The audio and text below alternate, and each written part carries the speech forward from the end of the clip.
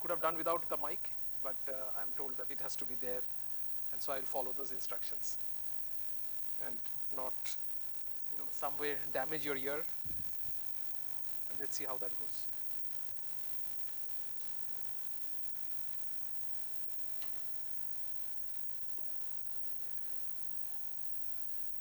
Is that okay? Okay. So I'll start whenever you say, tell me to start. Good. So a very warm welcome to all of you here. Of course, our foreign guests, Thomas and Denise. It's a pleasure to have you here.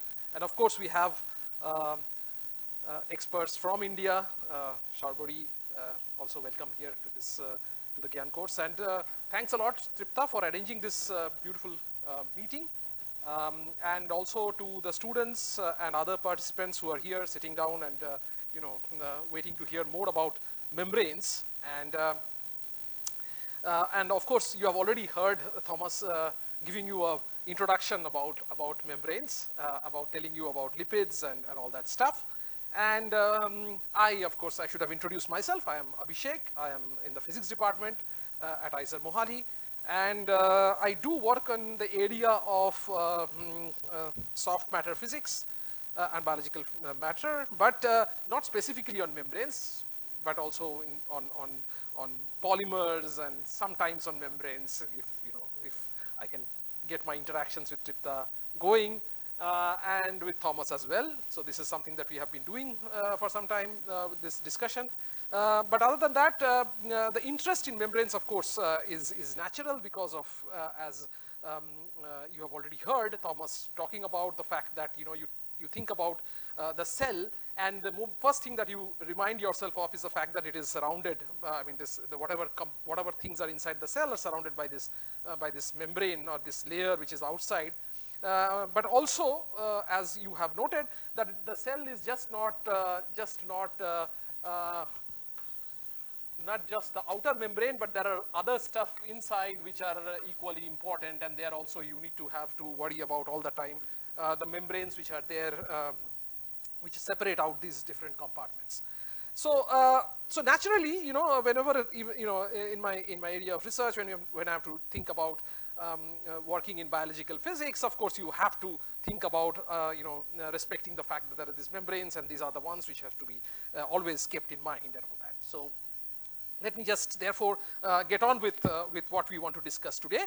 And so as I said that Thomas has already introduced you about lipids, and soon you will see that, and as a physicist, I'm going to take that that image of his and completely shatter it, and it will be really a devastation of sorts, because what we are going to do is, he showed you a very complicated picture of what these amphiphiles are, or amphiphilic molecules. You know that these lipids are made up of these amphiphilic molecules, which will have this hydrophilic head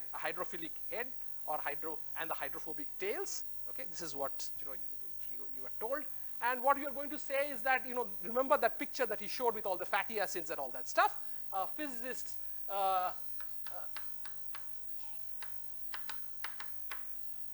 illustration would be something of this kind. That you will have this head, very nice. And then, he was talking about glycerophospholipids, and they will have these two chains that are there. And so I will just draw them very nicely as these two chains. And this looks like a beautiful, abstraction of what Thomas was talking about, without any of the chemical details that he had given, which are, of course, going to be very, very important.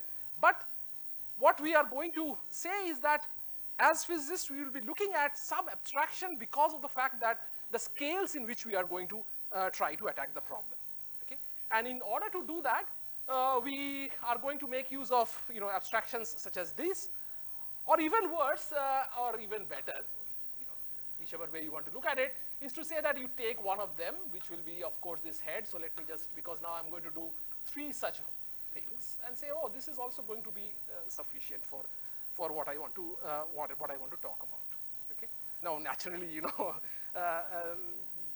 people will say, oh, this is just too much. But maybe we'll just convince you that this also works at some level in describing what we want to do.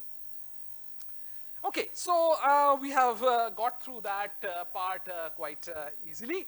And so, and since there are not many people who are objecting to this abstraction, let me just go ahead and say that, okay, now you know that, as I said, that this is going to be a part which is a head, which is,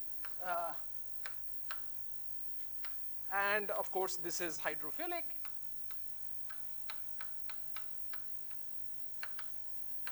Please, bear with my handwriting. And this is the tail part, which is hydrophobic. And, we know that, if whether this part of it which will like water or dislike water will depend upon the detailed chemical buildup. Okay, that's of course natural. That's what Thomas was alluding to when he actually showed the various details about what it was, and that's what the actual thing is. But as I said, we will not go into those kind of details. And the other thing that we would also want to understand is that this is all fine. Now there are, when you look at a lipid bilayer membrane, you know that there are not one of these, but there are several of them. And the question, of course, is that how do they aggregate? Okay, so once you put them in water, and you know that there is these molecules will have this hydrophilic head and this hydrophobic tails, how will they aggregate in water? Okay, that's a big question. So the next question, therefore, is what is the aggregate morphology? And this is important. Okay.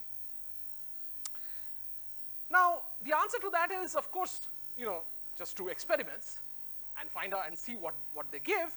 And what you see, in real life is the following, that they can do the following. They can arrange themselves. Now, I told you about this, so it's basically one tail is going to be enough for me to show you what it will do.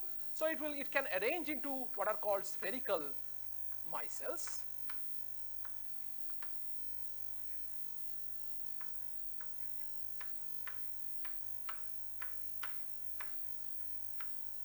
So think about this not as a circle, but as a sphere.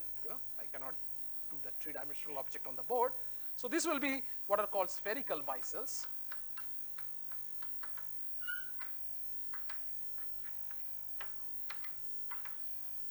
But they can also arrange themselves in a cylinder. Okay, that's also possible. So you can have arrangements such as, so you can have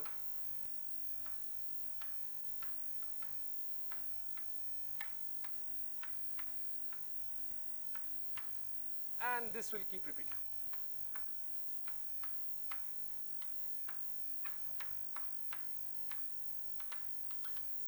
Okay, so this is what I will call as cylindrical.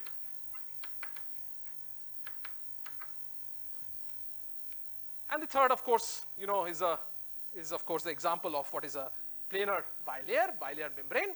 And there, of course, the configuration that you see is the following, that you can have these lipid chains arranging themselves in this following fashion. So let me just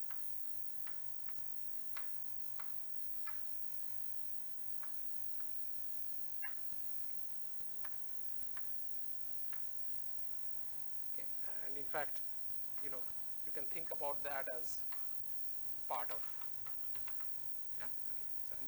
So everywhere you will have these.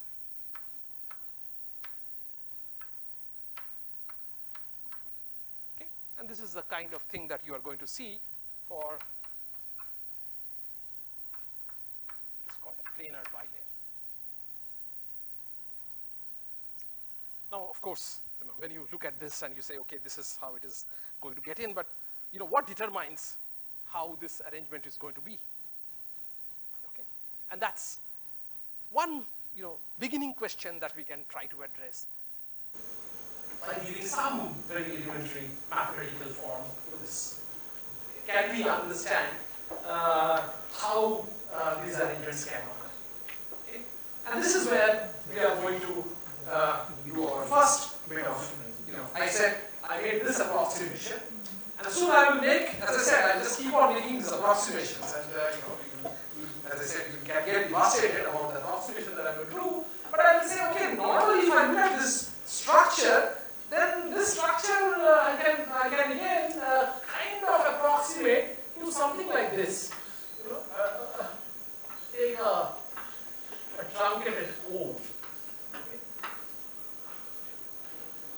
The truncated cone, because there is this, of course, you can think about this going in, but the structure is like this head group, which is kind of more thicker, and it's obviously cylindrical, but you take a cylindrical, you don't take it as real cylinder, but you take a tapered kind of cylinder, and you just truncate it, and that's kind of the arrangement that we are going to look at. Okay? Because as I said, I can do some nice small bits of calculations with it. But also because it seems, if I'm doing this level of course training, then it kind of seems okay. Maybe I can go a little bit more, like taking the different and drawing it in the circle of here and then moving ahead with it. That's how I'm going to, this is the approach that we're going to take. And the question here is that how do I deal with this now? And of course I'm not going to have one of them, but n number of them. So I will not have one of such things, but I have n such tapered things, and arrange them either as spheres or as cylinders or as a planar structure, and then see whether we can get anywhere with this kind of an approach. Okay, good. So let's take a few so let's take this head surface area as I am hoping that this should be clear to all of you. This will be, if I think of the r being the radius of that circle, then pi r squared will be the area of that patch. Okay, and I can take the volume of this tapered cone to be of v, small v, and take this length as L. Okay. Fine. So I have this I will call as small a. I hope all of you can see from the back. So I'll call this pi r squared equal to a, and then see where this takes us, as I said, by taking n of them. So let's just remove some of this stuff.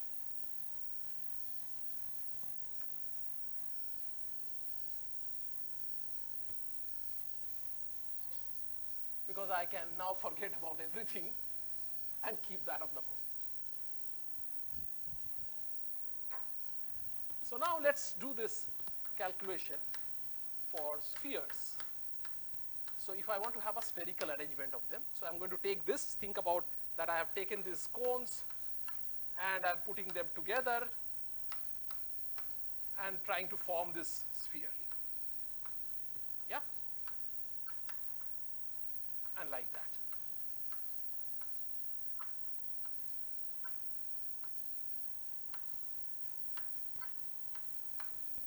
Okay, something of this kind. This is what I'm trying to do. Okay, now I know that, so what is the volume of that sphere? Okay, so if I call the volume of that sphere as Vs, capital Vs, then I know that this is made up of n of these, and therefore I will have written down this as n times V. All of you will agree with that. And let me call that the radius of this sphere is some, r suffix s. So this will of course then be given by 4/3 pi rs cubed. Okay. Fine. Now I can also look at the area part, which I have here, because remember these head groups have surface area of A, and this is how we are covering the entire sphere, surface of the sphere, and if there are no spaces there, then I would very well say that n times A is actually the surface area of that sphere, which is going to be given by, what is the answer? 4 pi r squared. Okay, and so I have these two very simple formula that I have, and now physicists, or actually as you might have noticed, always love to talk about in terms of dimensionless quantities. The reason dimensionless quantities are important is because, then you can there is no scale in that system. So you are basically taking out everything out of the picture, and it gives you a very nice way of looking into stuff that we have been doing, in any areas of physics you would have, or science, you would have seen that this being used. And so I will try to get to something like that. And what am I going to do? I'm going to take this and divide one with the other. And if I do that, then what am I going to get? I will get a V divided by A. This would be given by, this cancellation is going to happen, 4 cancels, I'll get a 1/3, and there will be a RS cubed here, RS squared there, this will give you an RS. And therefore this, you see, this gives you the scale of RS, which is given by 3V by A. Okay, still putting in scales. Now, there is one length scale which was there in this, which I have not yet brought in. And you would have seen that the length scale was the length of this, I hate to call this a lipid molecule, but if you can, if you are okay with that, we'll go ahead with it and say, okay, this is the L, this is the length of this lipid molecule. And so if the sphere is really packed so that there is no space at the center, then it is exactly, what is the expectation is that this RS that I have written down here, that I can put some sort of a limiting case here, that this RS should be less than or equal to this L. Yeah. Ideally should be equal. I mean, if everything is fine, but this is the kind of scale that I can put in. And I have already said what RS is. So this immediately tells me that this is 3V by A, which is less than equal to L. And this tells me that, now you see, V is a volume, this is the area. So if I divide by the length scale, that's a dimensionless quantity. And so I get a V over L times A is less than equal to 1 by 3. This quantity here, it's a packing parameter, which I'll call as P. So this is the packing parameter.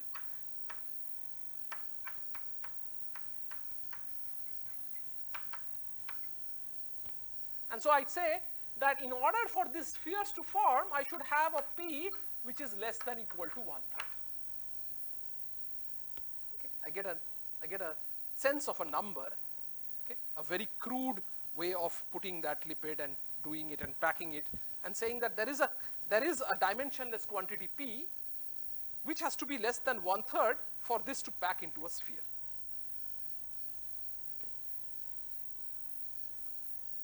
Now, how is it going to change if I take the same approach and try to build it up for the case of a cylinder? So I can have a spherical micelle, or I can think about a cylindrical micelle. And see, if I think about the cylindrical one, the cylindrical shape that I had drawn with great difficulty on the board, if I want to take that and I want to give some limits in that case, what am I going to do? So I'll take the same approach, except that now it will be a cylinder of some radius and with some length and all that. Now, what I'm going to do is to, there are edge effects which are going to be there, but I'm going to ignore them. I'm going to say that, okay, the cylinder that I'm going to take by making all this, taking these lipids and stacking them so that they form this cone-shaped lipids which I'm taking and stack them into a cylinder, then, I'll forget about if there is any problems at the edges, I will not care at the two ends. But let's say I carry forward with the same analysis and see what that gives us. Yes?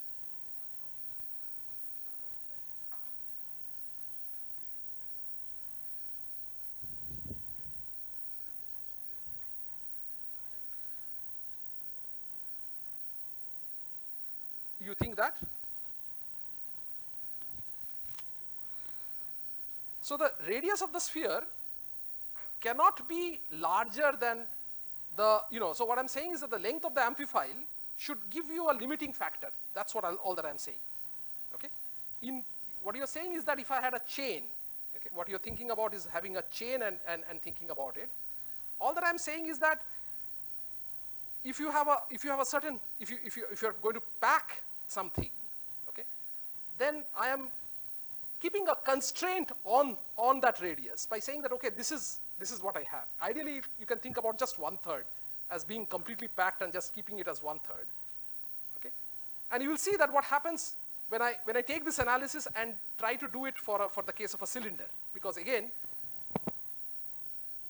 in my way of approach is the following, that your radius, okay, so your question is that whether this RS should be greater than equal to 1/3.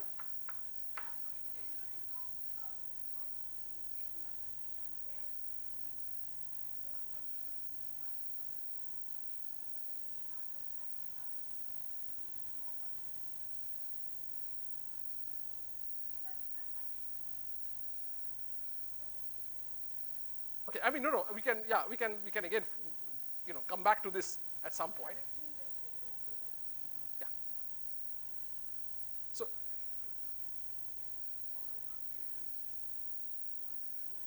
form a very neat sphere. Yeah, absolutely, very nicely. That's why I said I do not want any free spaces. That's my point. If you remember that I said that I do not want to form any free spaces at the core.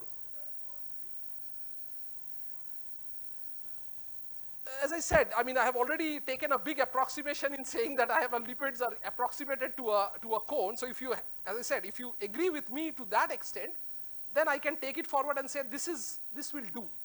This can set you a limit, and I can work with this limit as I go ahead. Yes, questions?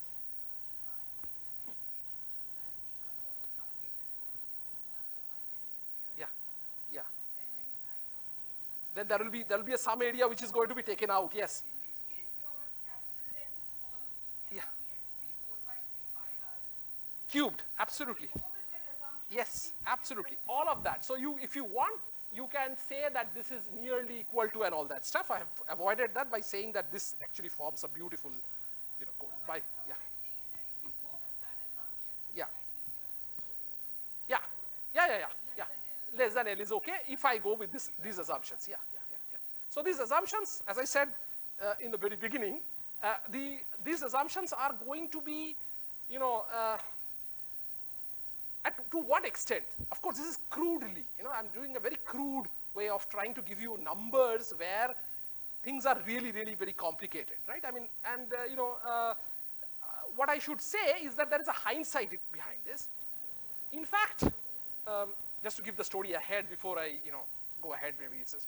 So people have done computer simulations, for instance, okay? And now in computer simulations, you can do take this entire structure and try to do it, or you take exactly what I did, or I showed you in the beginning, where I said that I have a head, and I have these two hydrophobic, these blobs, spheres, and in fact, I can do an approximation such as this. Just have one hydrophobic head, and have, just to give you a slightly more length scale in the tail, so I have just like taken two of them, and I can do and I can put the interactions in some sort of interactions and run the system. Okay, put several of these together and run the system, and they will form. They form all these structures depending upon how you change the size of this of this lipid, which is of this one with respect to that. And you can show that each of those structures which I had shown on the in a previous iteration, you would get them. Okay, and to some degree of crudely again, you can show that this actually will be not that bad an approximation. You will get some numbers which are if you get the dimensionless quantities correct, you will be able to say, okay, there is a transition, not exactly as I said, not at p equal to 1/3 from sphere to there, or from whatever going to happen for the cylinder or for a planar bilayer, but roundabout. Okay, does that sink in? Okay, so maybe I can go ahead and do this analysis quickly now, because now that you have made yourself comfortable with this, I will just change this to a cylinder. I don't want to draw this picture anymore, because I this is difficult. Okay, and I will just do the following. So now I have a cylinder, so I will have luxury of having the board here. I can just take this and put it equal to Vc, which is for the cylinder. Of course, the volume of this is going to be different, and if I say that the length of that cylinder, if the length of that cylinder is given by some length of the cylinder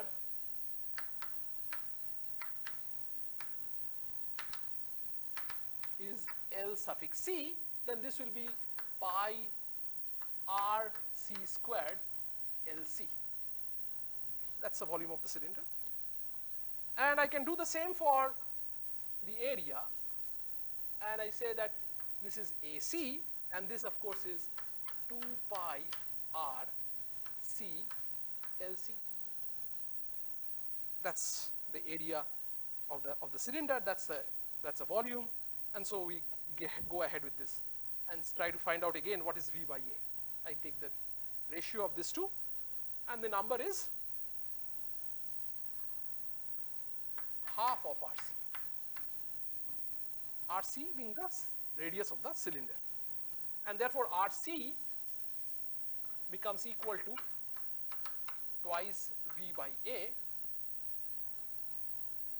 And again, I'm going to use the fact that instead of RS being less than L, less than equal to L, I'll say RC is less than equal to L. L being the length of that tapered, cone. And if I put that, then this is basically saying that twice V by A is less than equal to L. And this tells me that the packing, which is the P, is therefore P, which is less than equal to half. Now, I have already given you a limit for the spheres.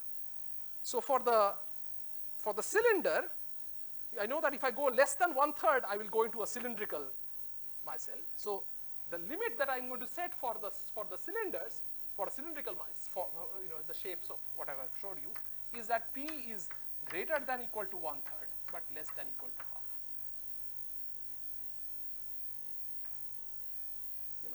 Ballpark estimates. Yeah?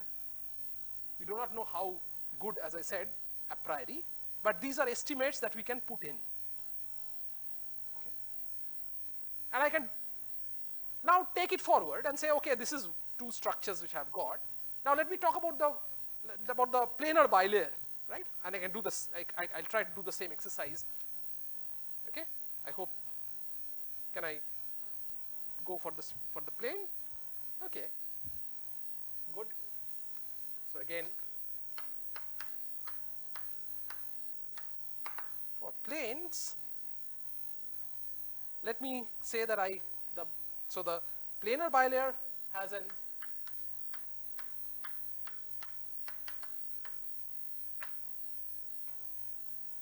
is of area A suffix B, and I have to also give the thickness of that bilayer, right? A planar bilayer will be defined by the thickness. So, and has a thickness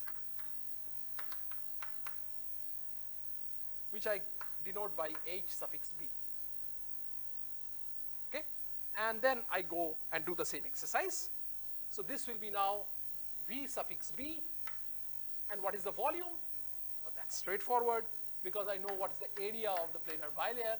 I know that this is H suffix B, so this gives me the volume of this part, right? Area of the surface and the thickness multiplied by that will give you the volume of that thing. And similarly, if I want to write down what the area of this is, now what do you see the answer is? It's AB. Is that correct?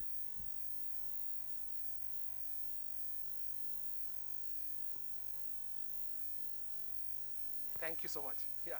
So maybe I'll just use something here different, because I've already used AB here, and I'm at a bit of a bother. Maybe call that A whatever. Okay. I've already made use of that suffix, right? I mean, there are two planes, two surfaces. So I have twice the area, right? That's what that number is, and that's what it is. But I can again do the same. I can divide these two quantities and find out what that V by A is. And what I find is that this becomes equal to HB by 2. You see, always when you are doing this division, you will always come up with a length scale, right? Because that's a volume to an area ratio, so that will always give you a length scale. And that's why I'm saying that the length scale comparisons can happen. The length scale of this cone can be compared, therefore, with comparison to whatever I'm getting. Okay. So now let me just ask, what would be, therefore, now let's look at this and now ask the question, what would be my restriction? Okay, let's see. Would it be that HB should be less than or equal to L?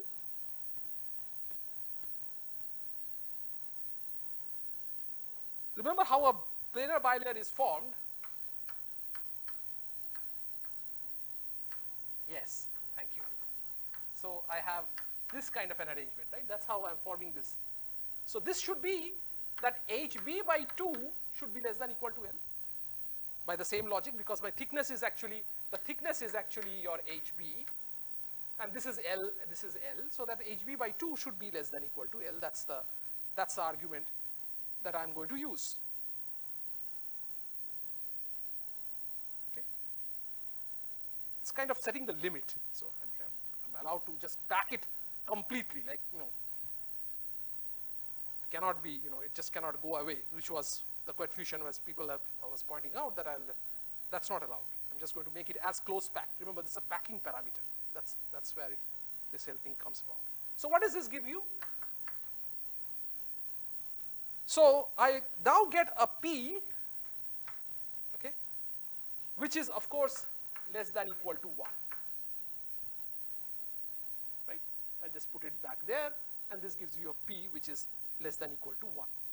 But I already know that I cannot go P equal to half, set the scale for the cylinder, and so this tells me that P actually should be not just less than 1, it should be greater than half, but less than or equal to 1.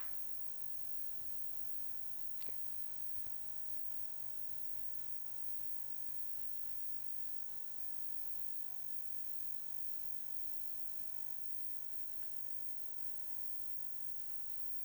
For people who would wonder whether this can actually work or not, or whether this is going to give you anything at all, is a famous paper by Deserno and Cook. There's a Nature paper actually where they do all sorts of stuff, but this is a PRE paper, remember correctly the references, in 2006/7, so check the dates. The simulation that I was talking to you about, which takes a lipid of this kind of shape and does an analysis with that and tries to find out what this is going to give you. There's some fascinating videos you can look up. It actually gives you a very good approximation, and it will see all these structures forming. You will see the spherical micelles forming. At some level, you'll see a transition, because this is basically giving you a transition, right? It is showing you a transition from a spherical micelle to a cylindrical one to a planar one, and all these, or the other way around, whichever way you want to get it, by tuning what? Tuning the fact that tuning this quantity, which I defined as V divided by L times A. This is the quantity that you are tuning. Yeah? Because frequently when you talk about in the real system, when you talk about lipid bilayers, you are talking about area per lipid. Yeah? So area per lipid. And you can fix one of them and try to come up with some ballpark parameters. So do one of the transitions, show one of the transitions, and try to predict what the other transition would be by figuring out how to change the head group area, which was pi r squared. So I can actually tune this quantity here, which is pi r squared, the head group area, which is of course going to be given by this, and try to see whether I can reach a transition which is going to give me maybe what I predict. I do one transition, come up with that number, and go and try to see whether the other transition can be worked out by doing a reverse calculation. by a prediction, and tell us what that area group or that area surface area should I choose, so that I'm going to go from, let's say, a planar to a cylindrical, or a cylindrical to a planar bilayer. Okay? And that turns out to be very, very, and you can in fact do that and actually see that it actually works. Okay? If I have the chance, or if at some point we can use the computer, we can show that those images or these movies, if I can show you, you can see that they go from each one of these conformations will actually take place. Okay? That's kind of the proof of principle, that it actually works. And there is a meaning to it. Okay? You can get so all that I'm saying is that, of course it is crude, no doubt about it. Of course nobody is saying that this is going to be the actual, or I'd say you don't make a big deal about it, but you can get a physical sense of what this system is and what it is doing. Okay? I hope, that at least is you can relate to this part of it from a physicist perspective. Okay? Any questions at this stage?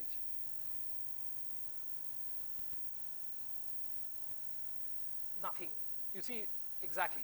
So I did not, in the analysis that I presented, which was the dimensional analysis which I have worked out, there I don't have to. Now, obviously, when you are looking at an actual packing or whatever you are trying to do, it's natural that you're not going to talk about a number which is a very small one, right? That of course is not going to work anyway. Like, if you have a few lipids in the solution, then of course you will not get these structures, or you will get, maybe some structure which will come together, not because of chemical affinity, but because of the fact that they are going to repel the fact that there will be this hydrophobic chains which is going to repel the water, and so they would want to come and form those smaller structures, maybe smaller micelles. But there has to be certain number that we are talking about. Yeah, of course, very good. There is my whole analysis, of course, completely takes away from that picture at all. I mean, I'm not talking about that there is a critical micellar concentration which will lead to, so as I said, that is one part of the picture of what I presented, is talking in terms of the packing parameter alone, and talking about the area of the head group, and also in terms of what a minimal structure can look like, which will give me a shape transformation of the kind that I talked about. You are absolutely right. I did not go into that discussion at all, because obviously, there are more complications. This was a simple picture to present. Yes, there is a critical micellar concentration, as you pointed out. Maybe Thomas will talk about it at some point. If he does, then we can go more into the discussion.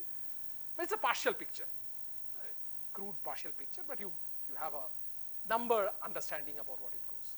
Yeah. Anything else? Good question. Yeah. Okay. Yes, Thomas.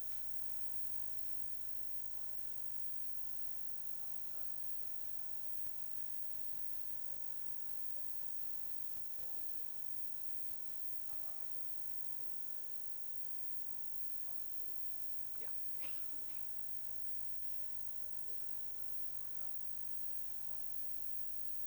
Yes.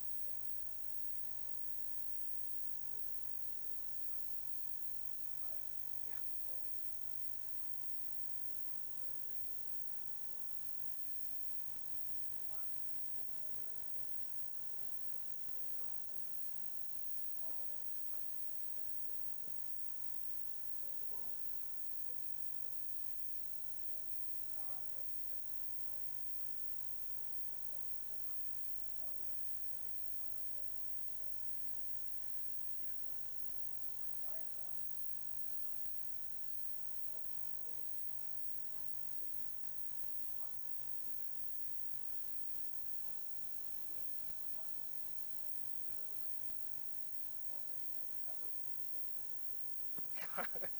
No, thank you so much, Thomas. That's so you can see that, so what we are talking about is not a completely an arbitrary thing. Of course, the numbers, if somebody wants to put a gun to my head and say, okay, how accurate are these numbers, and how whether there is some, so it gives you some estimate, okay, and there will be, more more serious analysis has been done to find out what these packing parameters would be to, as Thomas pointed out, can give you by just looking at it and you're taking it out and you say, oh, this will work, this is going to form a vesicle, this is going to form a bilayer, or this will form a spherical micelle and all that stuff. There is a way of predicting it, okay? So there is some sense to it, but of course we can discuss about that in more detail as we go ahead. So now, so this is a simple but effective theory, and I should say that this argument is actually by the following people. It's a paper a long time back. Okay, it's a very, very famous paper by Israel.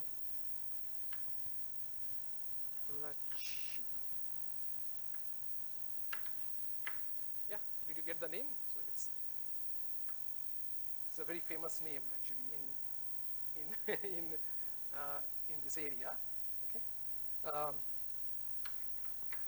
Et al. This is in 1976. Not exactly this form, but of a similar kind. Okay, where they talked about a lot of things. I mean, they did a even more thorough analysis of worrying about critical micellar concentration and all that stuff. So you can look up this paper in 1976.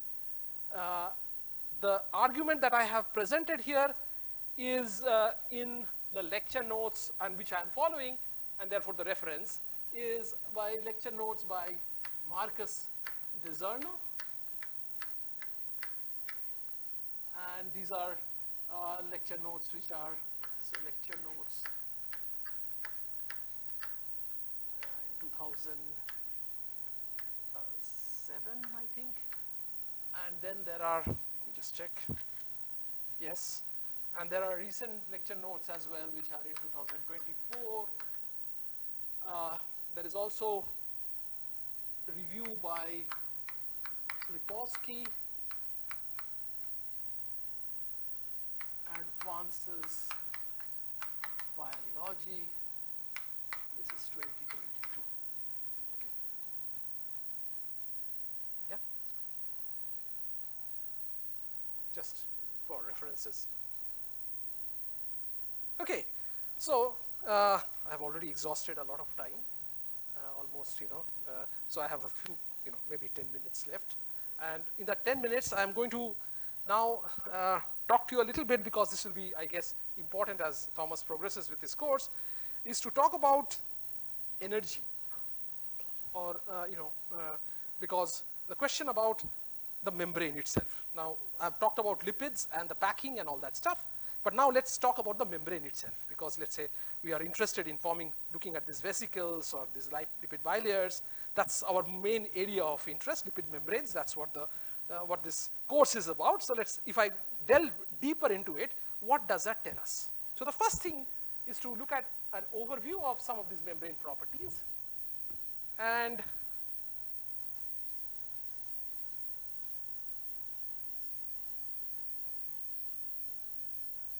an overview of this tells the following, that this membrane is actually a fluid membrane, which is saying that these individual lipids are not chemically bonded.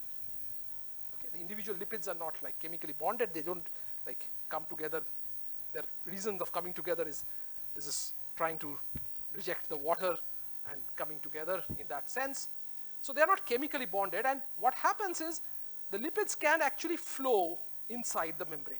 Okay? They can laterally move inside the membrane. How they do that, I'm not going into the details. Maybe at some point with exchange interactions and all that stuff is going to be talked about by either Thomas or somebody else. Sharbury, I don't know whether you're going to talk about it, but anyway. So the whole point is that if I'm looking at membrane properties,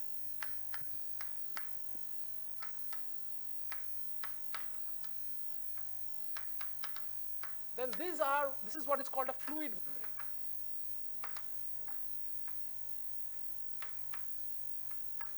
Okay. Now, I say this because of this lateral movement, so it gives you, maybe that's how I'm talking about fluidity, but that's not it's just more subtlety than just that, because I can have local regions which are like frozen, like look like solids, right? I mean, and that's actually happens. In membranes, you will also get, so this is what is called temperature is called the gel phase. Okay. You can have regions where this will be like frozen, formed like a gel, not like a liquid of the kind, that liquid membrane of this kind. So, you can go from a fluid phase to a gel phase. Okay. Membranes show a transition from a fluid phase to a gel phase. But for most practical purposes of the kinds that we are looking at when we look at biological membranes and stuff like that, we will concentrate on the fact that this is a fluid membrane. We will accept the fact that this is a fluid membrane, and then go ahead with it. Now, one of the characteristics of this fluid membrane, bilayer membrane, as Thomas has pointed out in his lecture, is the fact that if you look at the thickness of that membrane, let's see how many remember what is the thickness that he talked about. How much? What is 4 nanometer? 4 or 5 nanometer? Okay, very good. So the thickness, so you have a lipid bilayer,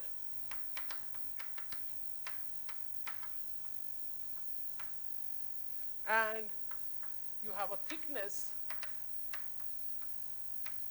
which, if you correctly remembered, is 4 nanometers, let's say, roughly.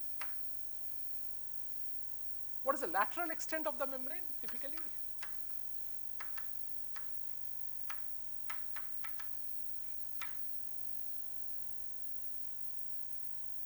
Yeah, so it can go from tens of nanometer, because remember there are other membranes which are compartmentalized inside the cell and all that. So you can go from tens of nanometer to hundreds of micron.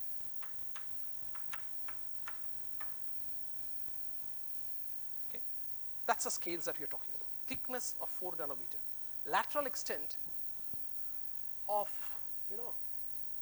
it's like this. Yeah, think about it. Thickness, it's probably, even this would be not an approximation, right? Even, yeah.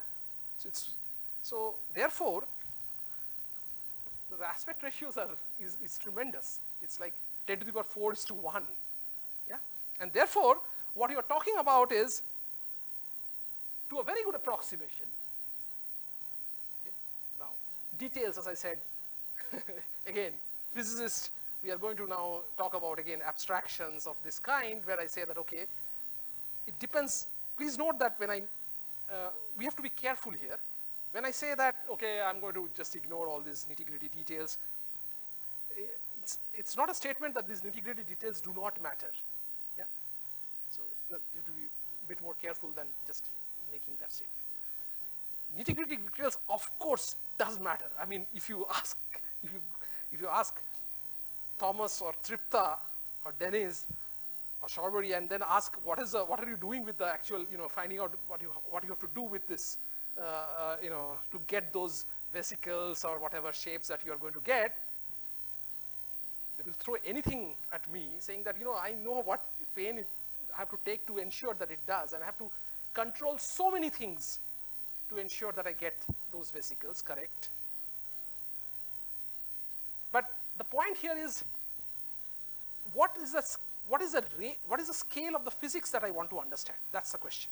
Okay. And the scale of the physics that I'm looking at this moment of time is at a much more coarse-grained level, where I'm looking at a complete vesicle. And let's say I'm looking at, let's say I take a vesicle, which often you will find as time goes on, that this will go into this, nice shapes. This bilayer will not be like a standard bilayer like that, but they will form these kinds of, naturally, because this ends will also doesn't want to be in touch with the water, they will naturally form these kinds of very nice spherical vesicles. And these vesicles, what you will find are that they fluctuate. Okay, you will see vesicle fluctuations happening. This is from what these fluctuations are. We'll come to that maybe if we have time. Now, if I want to look at those fluctuations and I want to get the scale of those fluctuations, here is a question that would I really need to talk about the level of description in terms of single lipids, or the interactions between lipids, or the lateral diffusion of these lipids and all that stuff? They are important, but they have already got the membrane and I'm seeing this fluctuation. So I will be able to explain those from a much more coarse-grained sense by just looking at the membrane as the membrane as, in this case, two-dimensional surface embedded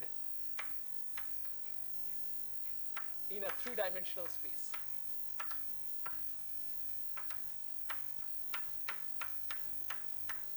So, in other words, I'm going to give a continuum elastic description of this lipid membranes. Okay.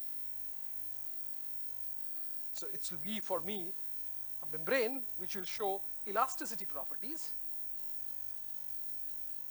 So, you will get all that you get when you're talking about, let's say, I know that, for instance, if I take such a bilayer membrane, and the question would be, can I stretch it?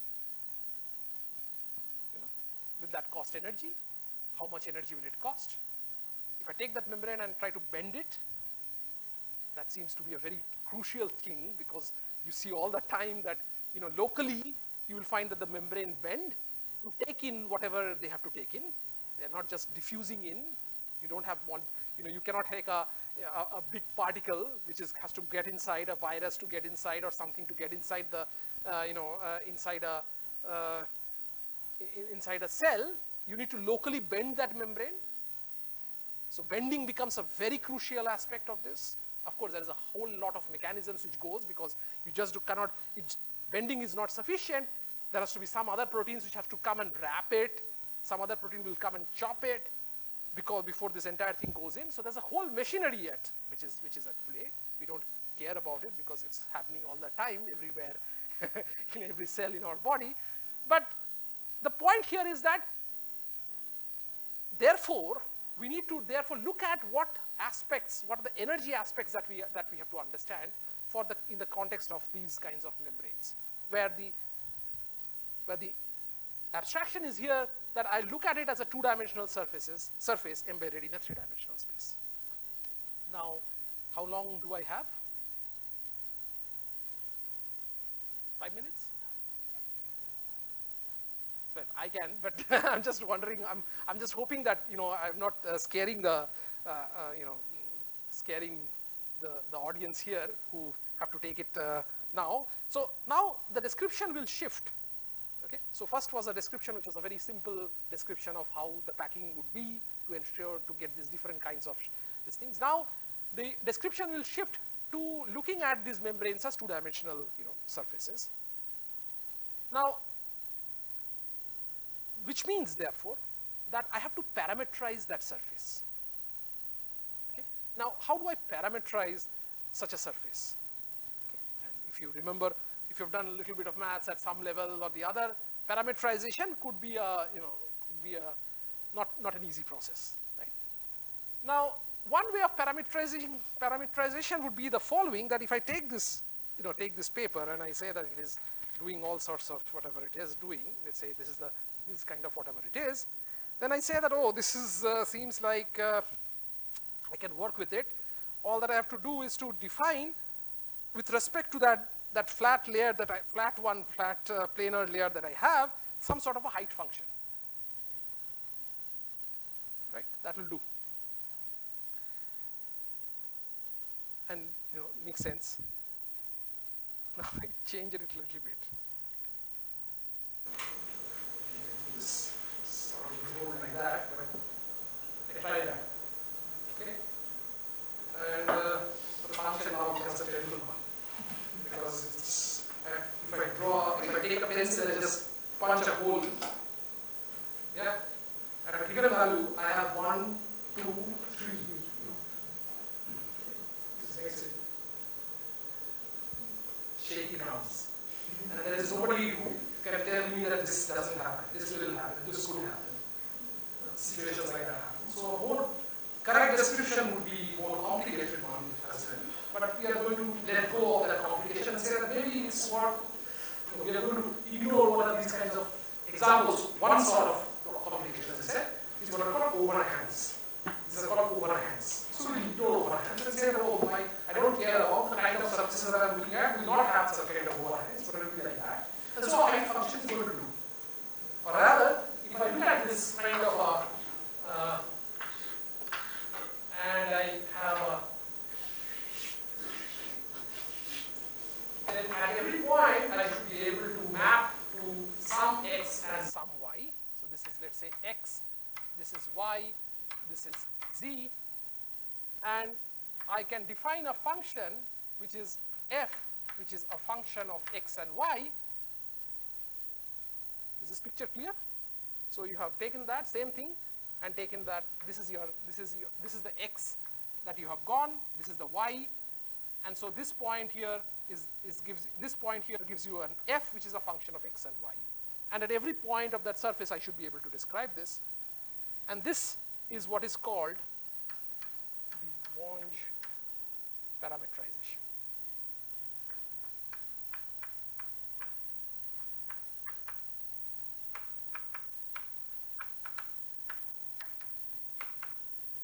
Okay.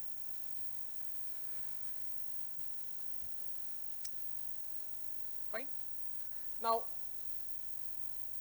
for how many of you this is the first time that you're hearing about membranes? Okay, yeah. So of course, yes. But I'm just saying that supposing, I asked the students who have enrolled, all of you have done membranes or are doing membrane physics, I guess. Something. Is that true? Yeah? Or just soft matter? Okay. No, the reason I'm asking is the following, that, so where am I getting at?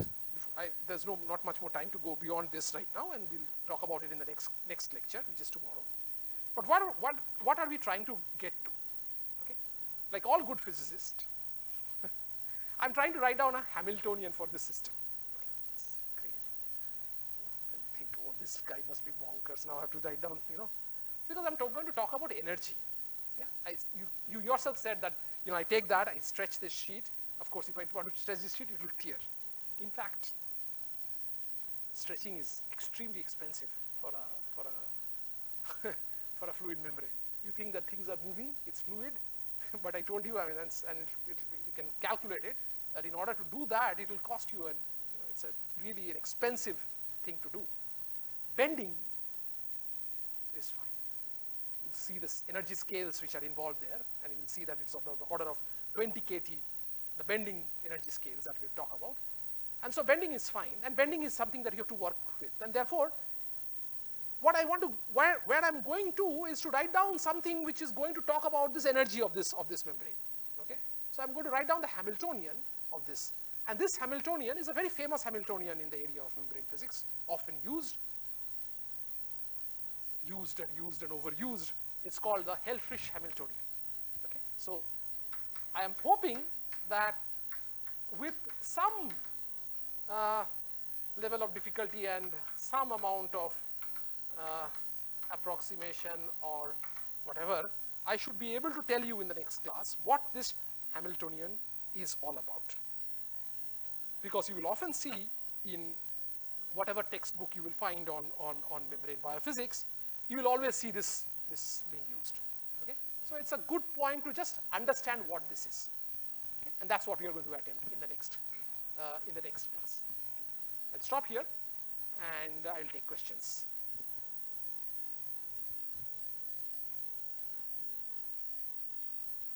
Enough questions already? Yeah? So don't get scared about what I'm going to talk about. There will be some mathematics. I do not want to get into too much details about it, because obviously not everybody will be able to, for them, some of you maybe it's a bit too much, but we'll see, just maybe doing Taylor expansion. How many of you are okay with Taylor expansion or not okay with Taylor expansion? Let's see the hands. I'm seeing all, not okay with Taylor expansion. Okay, maybe we'll try to see where we can get.